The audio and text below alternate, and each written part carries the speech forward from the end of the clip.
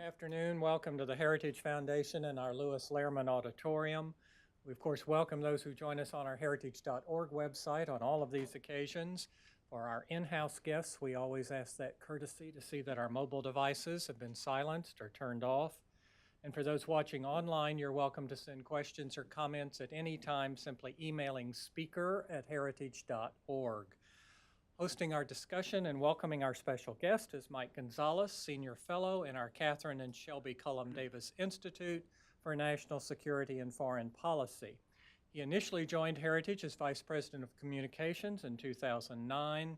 Mr. Gonzalez spent close to 20 years as a journalist, 15 of them reporting from Europe, Asia, and Latin America, before joining the George W. Bush administration at the Securities and Exchange Commission and later at the Department of State's European Bureau. He was born in Cuba, and before coming to the U.S. at age of 12, he has lived in and reported from 10 different countries from around the globe. His last journalism position, coincidentally, was as the editor of the Asian Wall Street Journal's editorial page. Please join me in welcoming Mike Gonzalez. Mike, thank you.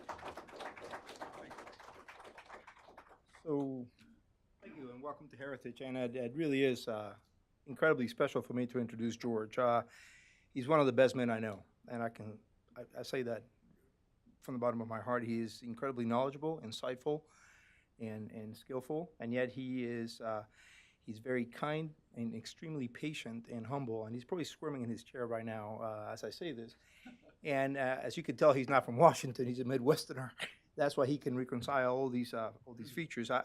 He's written a very good book, and I'm gonna just get to that briefly in a minute. But I want to say that the reason I know all these things about George is because he was my boss, and for 10 years, I reported to him directly, and in fact, worse than that, he edited me almost every day for 10 years.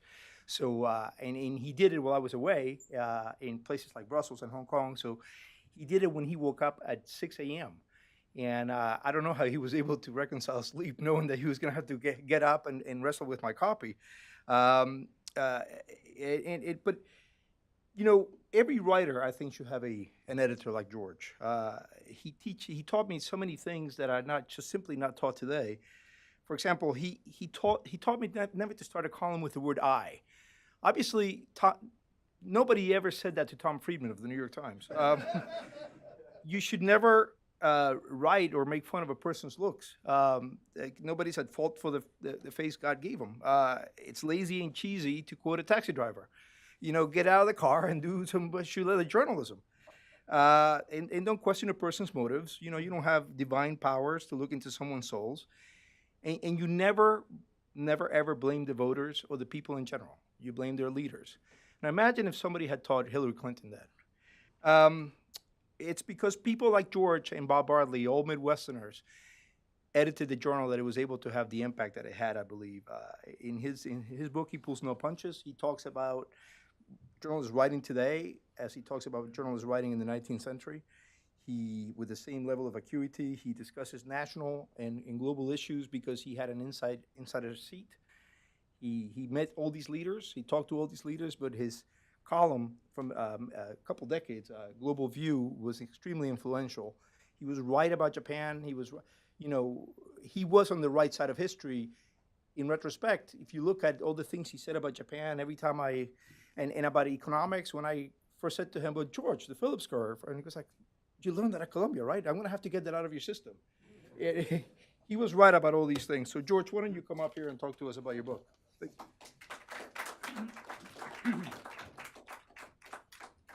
Thank you, Mike. Well, since we're passing out compliments, I have to give one to Mike. He probably got the greatest scoop that the editorial page ever had back in 2003 when George W. Bush ordered the invasion of Iraq. Mike set the process in motion where we got a letter signed by 8 European heads of state supporting George W. Bush. We printed it on the editorial page, and the French were very unhappy. They thought that actually the White House had engineered that. but it was actually Mike Gonzalez who engineered it just by starting out with the Berlusconi in Italy, I think, and then it was a chain reaction. Anyway, I enjoyed those years working with Mike, and I got up at 6 o'clock every morning just to see what he had to offer. And I knew it would be something good. Well, my book is partly a memoir, because I was actually on the editorial page, of course. It's partly a history. It's a history of Wall Street Journal opinion, but it's also a history of the events that the journal had opinions about. So it's a rather general book of history as well, and also a book about journalism. This all started with a guy named Charles Dow, and of course you all know that he was the inventor of the Dow Jones Index. He thought, that was back in the wild and woolly days of Wall Street, when reporters had to actually fight to just get some information about how much the company was making. But they did have an exchange, and Charles Dow decided, well, we need something to take the temperature of the market every day, so he invented the Dow Jones averages. But he also started writing editorials. He was one of the founders of the Wall Street Journal, one of the three founders,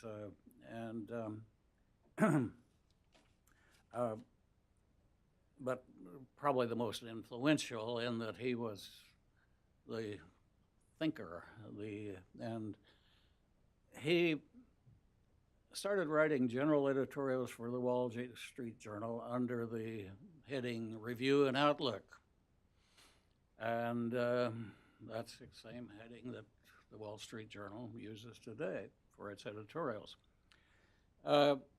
You might be surprised to know that Dow was not quite your typical Wall Street man. He in 1902, there was a strike of coal miners, anthracite coal miners. 100,000 of them walked out. There's a lot of labor trouble back then. Unions were just trying to make their way in the world. And, well, Charles Dow, you might expect to be sort of anti-union, but he really wasn't. He came out with an editorial favoring collective bargaining. And what he said was, I'll quote it here, "A combination of labor is just as legal, just, and moral as a combination of capital." Well, that shows, I think, that Charles Dow established the principle of free people. In a free country, people are allowed to organize. And just like the Heritage Foundation was allowed to organize along with thousands of other non-governmental organizations. And certainly Charles Dow was in favor of free markets. He covered markets. That's how the Wall Street Journal got started, as a news service. And he also invented the Dow Jones averages, as I just said. So he rather established, I try to make that case in the book, he established the principle of free people, free markets. And let me show you, Mike, which button do I push?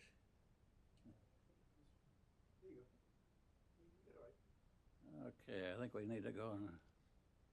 There he is, Charles Dow. And Anyway, I say in the book that he established this principle, which I make the argument that still is what guides Wall Street Journal editorial writers today. Well, after Charles Dow came this man. His name was Clarence Barron. He acquired the Wall Street Journal in 1902, where not long after Dow wrote this editorial that I just quoted. And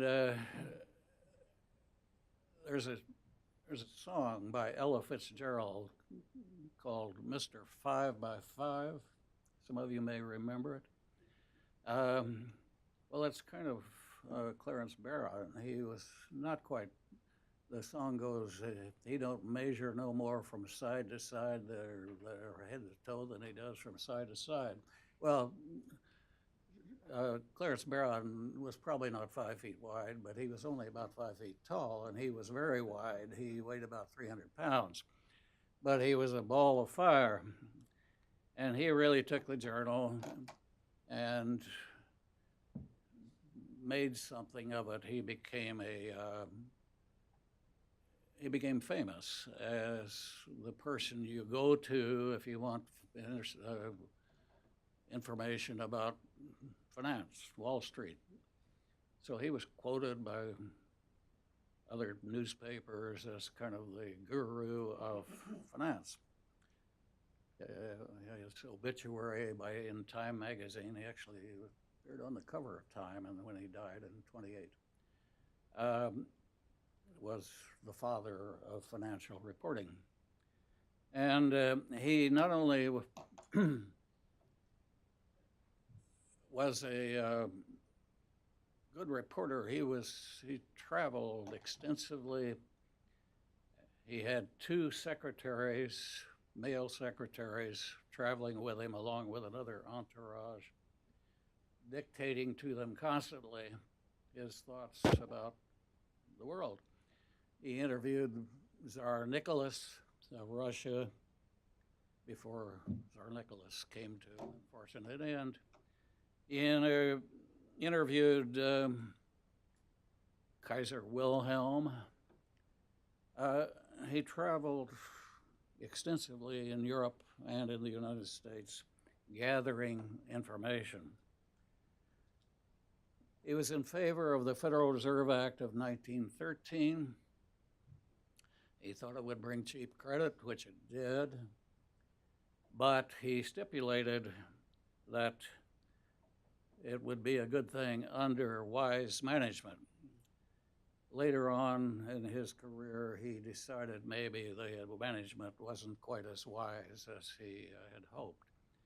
And he didn't actually turn against the Fed, but he became more critical of it. He found a protege,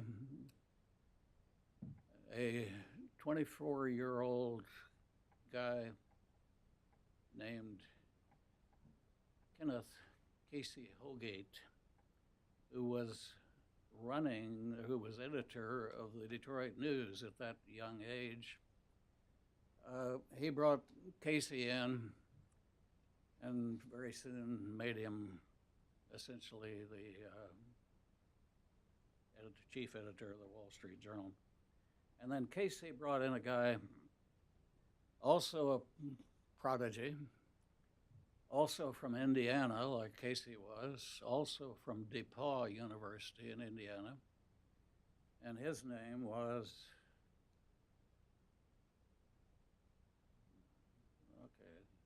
Barney Kilgore. Here's Barney. Barney, as I say, was a prodigy. He became Washington Bureau Manager at the age of 25 and became CEO of Dow Jones and Company at the age of 37. But during the 30s, Barney was a columnist, a Washington columnist, bureau manager, but he was also the voice of the paper, so I classify him as an opinion writer, but he was a lot of other things. But Barney was sympathetic originally to the New Deal. Ken Holgate actually knew FDR. They had adjoining farms up in Dutchess County, New York.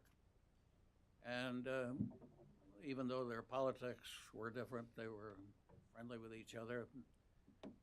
There's Amity Schlaze mentions that there was a baseball game up on the farm one time where Ken Holgate led a team from the Wall Street Journal, and FDR's staff were on one team, and a guy named Rexford Tugwell was very proud of the fact that he struck out Holgate, the president of the Wall Street Journal. Tugwell is a whole different story. Read Amity Schlaze's book if you want the total horror story of Rexford Tugwell.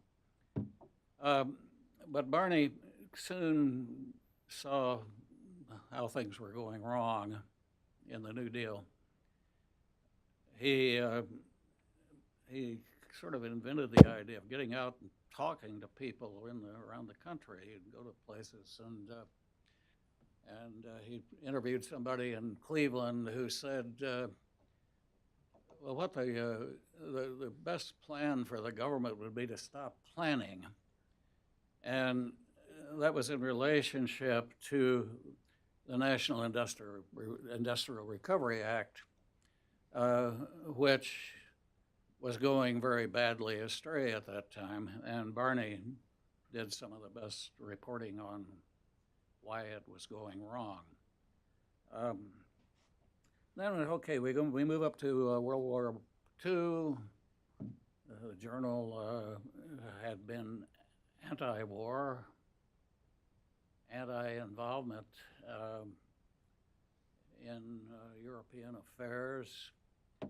But when the Japanese attacked Pearl Harbor, this man, William Henry Grimes, was editor of the Wall Street Journal. And he said, before the attack,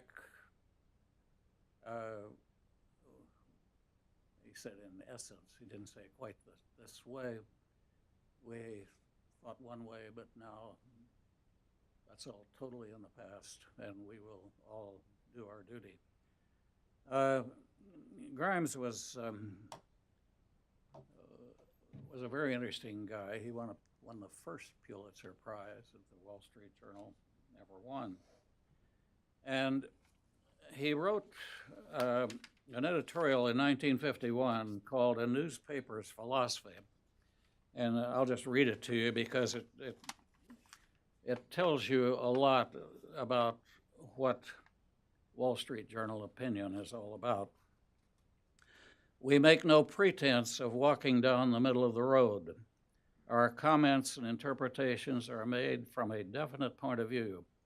We oppose all infringements on individual rights, whether they stem from attempts at private monopoly, labor union monopoly, or from ever-growing government.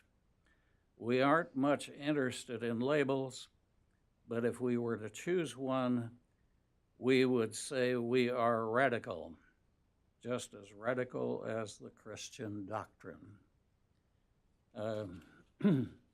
Grimes had a nice, direct tone of voice as an editorial writer. Christian doctrine might have offended some people, but in that day and age, 1951, we weren't quite as diversified. That probably didn't raise too many eyebrows. At any rate, after William Henry Grimes, we get Vermont, Connecticut, Royster. And Royster was a Navy veteran. He was captain of a destroyer escort during World War II. And he was kind of a Grimes protege. Grimes, also a Kilgore protege too. But at any rate, um, it was Royster's lot to deal with such things as the Civil Rights Bill. Grimes assigned him to write about that because he was a Southerner. And basically he wrote that the Civil Rights Bill was inevitable, but Congress was wise in giving the South a little bit of time to get used to it. And nobody much liked, neither side particularly liked the editorial. So Grimes assigned Royster to answer all the letters. But he was right on the mark. And it worked out okay. The other notable thing that happened under Royster's watch was in 1968, a journal carried an editorial saying that the American people should start getting used to the idea that our effort in Vietnam may be doomed. Well, that was fairly early before very many people were thinking that way. But it was extremely controversial and remains so even today among some members of the editorial page staff who think maybe we were giving up too soon. But nonetheless, it was written actually by Joe Evans, who was Royster's deputy. But unfortunately, he was right. It was doomed. And then we moved on to the era of Robert L. Bartley. I joined the page I was a foreign correspondent. I joined the page in 1970. And all sorts of things started happening right away. Royster retired. Joe Evans died of a heart attack. And they needed an editor. So they picked this 34-year-old kid from Iowa. And he becomes my boss, 10 years younger. And shortly thereafter, I became his deputy. So Bob and I were a team for a long time. And the notable thing that Bob did, I give him a lot of credit. There are a lot of people who want to take credit for supply-side economics. I heard a speaker introduce George Gilder the other day. I didn't know he was one of the claimants, but I mean, I respect him. He's terrific, but I didn't know he was one of the claimants to the inventor of supply-side economics. Actually, supply-side economics was probably invented by Ibn Khaldun, who was a Tripolitanian back in about the 15th century. And probably he didn't invent it either. When I finally figured out what Art Laffer and Jude Winniski and particularly them, what they were talking about, I realized, well, of course. Supply-side economics is really quite simple. The whole point is that the government should create policies that encourage people to produce. Consuming, governments under Keynesian theory, governments create demand or try to create demand. Well, creating demand is easy. I mean, there's always demand. I mean, consumers, you know, the poorest African would love to demand more, but he can't because he doesn't produce it. He has difficulty with the know-how to produce enough. So you have to produce. That's the hard part.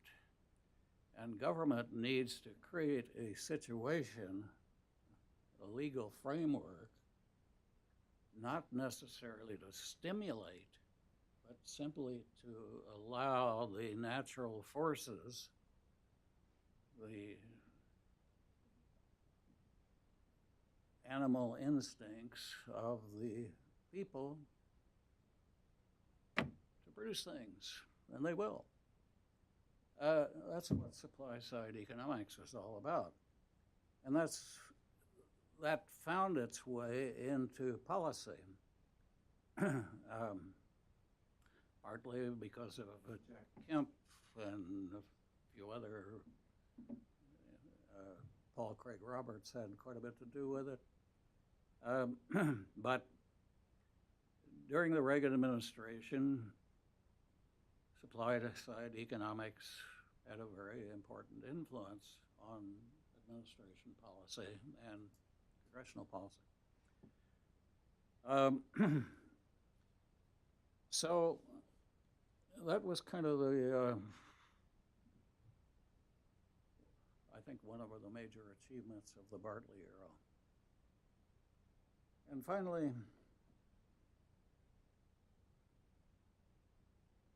we got Paul Gigot, who is currently editor.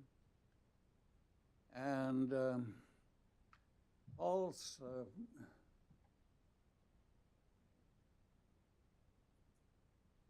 Paul, I think I'm pretty much on time here, but the big test for Paul came with Donald Trump. The Journal was not very thrilled with Donald Trump from the very beginning. And as it became evident that he was making his way through the primaries, and then after he became the nominee, there was quite a bit of disagreement on the staff about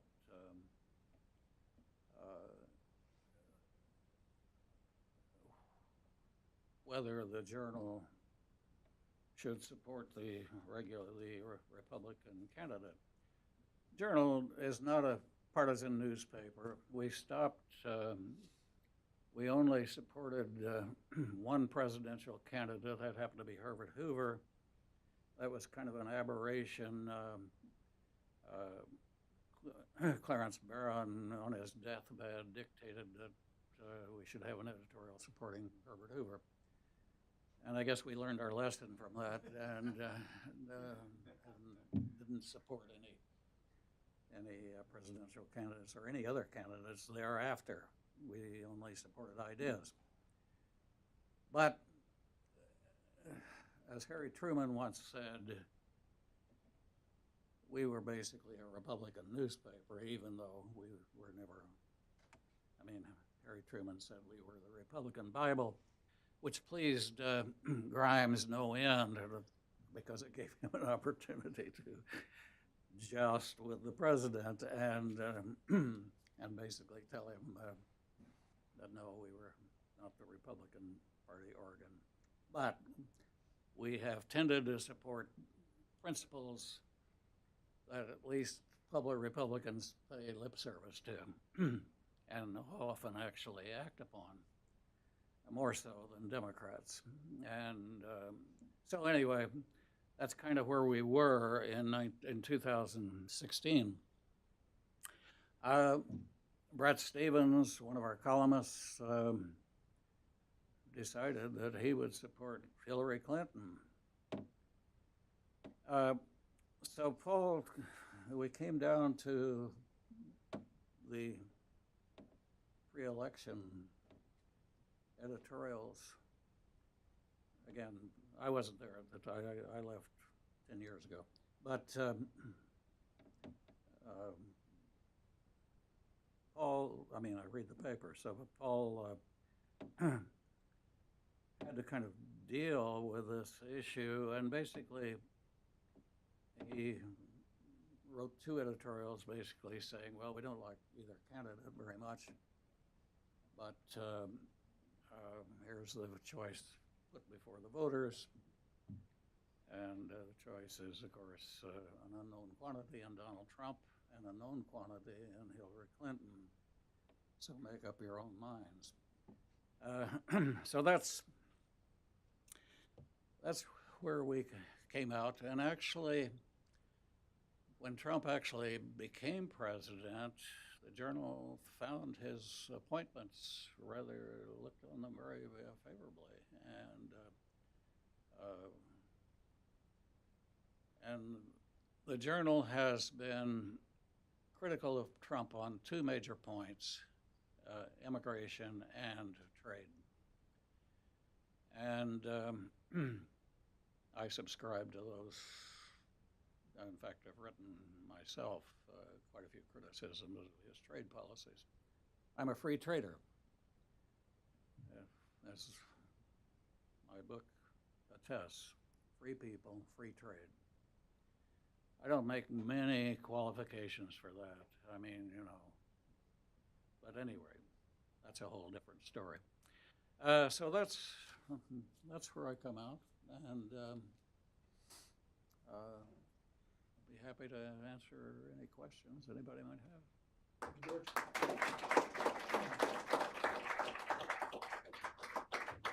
George will sign his books afterward as well if anybody wants to purchase any. Are there any questions? Mike? Yes. Thank you for doing this. Hang on, there's some people watching online, so if you wait. I know who you are, but you can say your name and I made. what organization. Yeah. He's not going to make a speech. No, sir, no speech. Michael Maybach with the Heritage Foundation. Thank you for doing this. I'm not picking that up. I'm sorry. Michael Maybach with the Heritage Foundation. Oh, sure. Thank you for doing this.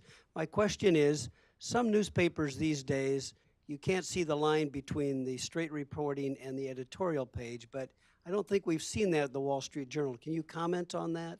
Sure. I've given speeches on that too, but to journalism classes. Well, look, you know, journalists are human, and they're all guided by the pictures in their heads, of course. And sometime back, I don't know when,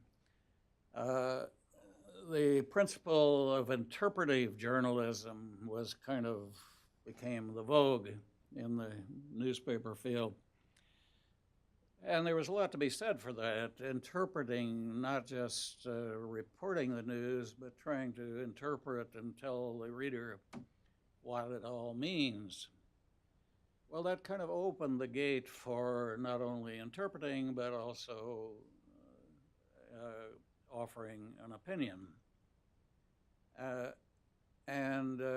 So journalism kind of mutated from whatever effort there ever was, if there ever was one, of trying to be totally objective, to having a kind of a license to be interpretive. And I think that's gone pretty far on some newspapers that I won't mention, to the point where it's not just interpretation, it's actually adherence to a certain political philosophy that finds its way very much into the news columns. And I think that hurts those publications that have allowed that, because they lose their credibility. Grimes, who was a very wise man, commented on that years ago. We were in a big fight with General Motors back then. We published pictures of what the new Chevy would look like 4 months before they actually introduced it. And that was a totally no-no back in 1954. The auto companies had to Detroit press pretty much under their thumbs, and there were certain things you didn't do, and that was one of them, because they thought that, you know, readers might get the idea that they would wait till the new models came out, not that, you know, they thought they were fooling the readers. At any rate, Grimes said, if we just reported what the auto companies wanted us to report or what the steel company wanted us to report, we wouldn't be of much use to anybody, and pretty soon we wouldn't be of any use to them because we wouldn't be in business any longer. And I think that's a risk that some people are running today by being too tendentious. And as I say, I'm not mentioning any names. Very, very, very gracious of you not to mention the New York Times. Yeah, Eric.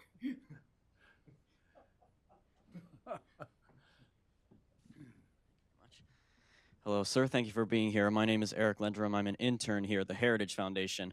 At the very end of your presentation, you said that the Journal has two major disagreements with President Trump on immigration and free trade. You explained your stance on free trade pretty well and very straightforward. Could you give a brief summary on why the Journal disagrees with the president on immigration policy? Well, I think that comes under kind of the free people category, but that's a more difficult issue than the trade issue, in my opinion, because it involves cultural issues, social issues, those kinds of things.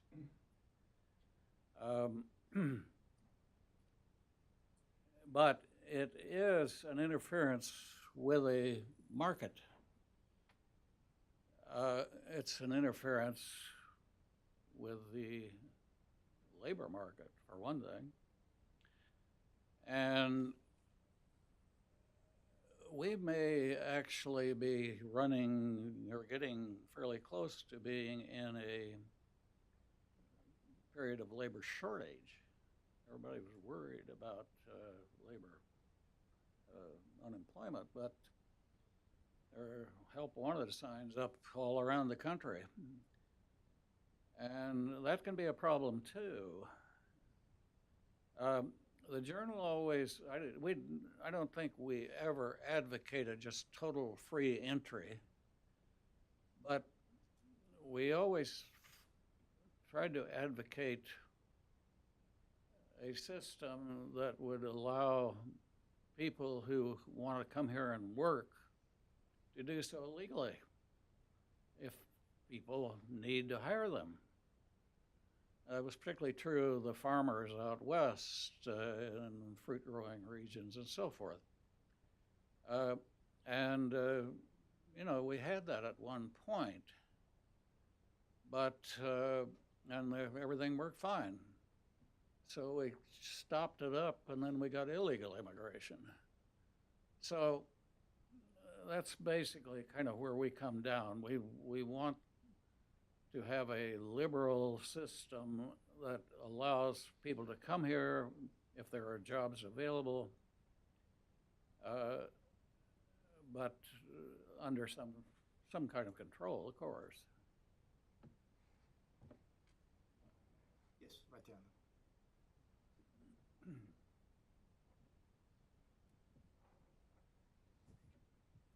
Hi, sir. My name is Tom Wilson, and I'm also an intern here at Heritage. And my question has to do with what you were talking about, basically U.S. Non-involvement in World War II, and how the Journal had supported that prior to Pearl Harbor. So I'm interested if you could explain a little bit about how and when the change in the Journal's attitude towards U.S. Well, involvement. The Journal was always anti-war. I mean, everybody's anti-war, but I mean anti-involvement. William Peter Hamilton wrote an editorial back in the teens chiding a New York newspaper for saying getting into the war would be, this would be World War I, would be good for the stock market. And Hamilton wrote, well, this is only the New York Herald, and so you don't take it seriously, but war is waste. And it's not good for anything. It's not good for the stock markets or anything else. And that was kind of the approach that the journal held on to going in the 1930s. We were not much in favor of the Roosevelt's moves to give lend-lease to England, lending them, actually giving them American destroyers to help them.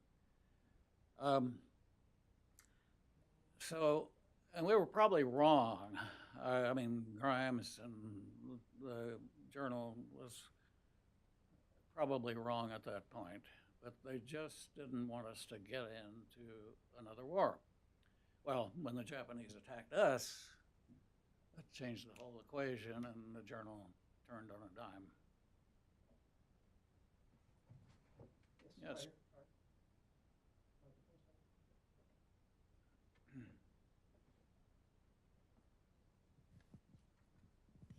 Hi, I'm Mariah Baston. I'm with the Heritage Foundation as well. Thank you for coming. I'd like to ask a little bit about the media and the reaction we've had with the Trump administration, a bit of a negative backlash on media, and how maybe you've seen that change over time, and what does that mean for media and editorial writing going forward? Let me just add, George, in case you haven't seen it because you were traveling. President Carter criticized the media today or yesterday for its treatment of President Trump, saying that it was really extraordinary.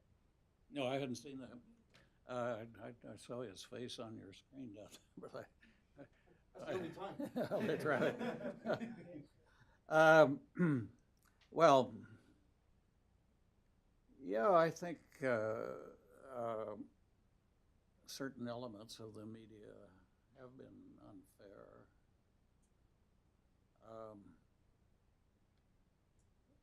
Trump has a very interesting political strategy. He tweets, and he says all kinds of outrageous things. He said outrageous things during the primary. He basically insulted his opponents. Jeb Bush was low energy. But he gets attention that way. And I think he does it very deliberately, he knows what he thinks he's doing. He gets attention, and that may help him to actually get a few things done. Certainly helped him become president, which is an accomplishment, I guess you could say. The media is all kinds of things. I mean, they're all kind. Media. You can't generalize about the media because it's the Wall Street Journal, New York Times, PGA, everybody. And it's so diversified today with all the blogs and whatever. Freedom of the press was not just intended for people who own printing presses. It was intended for people, all the people. This was freedom of speech. So Trump attracts criticism. He seems to kind of thrive on it. And I don't know who's winning this war between Trump and the media. Sometimes I think maybe he is, but it certainly changed the climate for the interchange between the media and politics. That having been said, I think Trump is doing or his administration is doing some rather good things, despite the media. maybe kind of out of sight of the media, particularly at the EPA. I'm really quite pleased about some of the stuff the EPA is doing. And using the executive order power to reverse Obama's executive order, particularly on the payment of supplements to health insurance. I mean, that was a very important move, I think, and might actually help give him some leverage to bring about reform of the healthcare system. So, Let me take the prerogative of the chair and see if I can refine this point. One, as a former journalist, one thing that I've seen newspapers do that they haven't done before is that they say he lies. Now, the editor of our former paper, Jerry Baker, has famously said, we're not going to say he lies because that goes to motive. One of the things you taught me, never tried to divine. Lying is a deliberate, saying a deliberate untruth. But now we're seeing the New York Times and many other papers alike saying the president lied, which I have never seen before. Have you ever seen that before? no, that is something.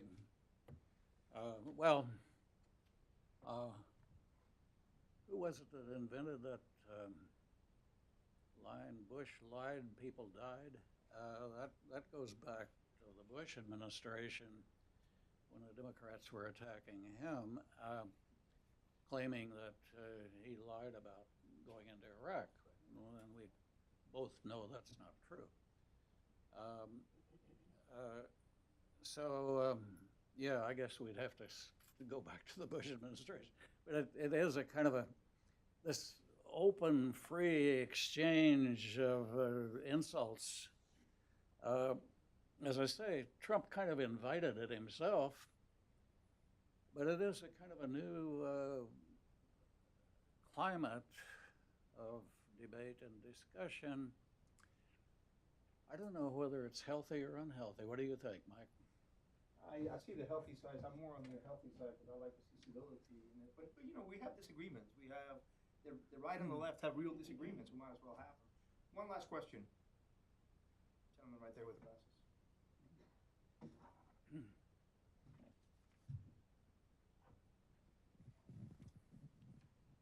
Do you think, as the president says, that the media's... Oh, I'm Timothy, an intern at Heritage. Do you think, as the president says, the media establishment is the enemy of the American people? Media establishment, enemy of the American people? That's what President Trump said. He said the media is the Oh, well, as I say, he says outrageous things, and that's his shtick. Of course, that's totally outrageous. Even some of the papers I disagree with, or the commentators I disagree with, are not enemies of the American people. They think they're right, and so what can you do? I don't, Trump has just as much First Amendment right as I do, and he can say what he wants. But I'm not sure it helps him very much when he says something that outrageous.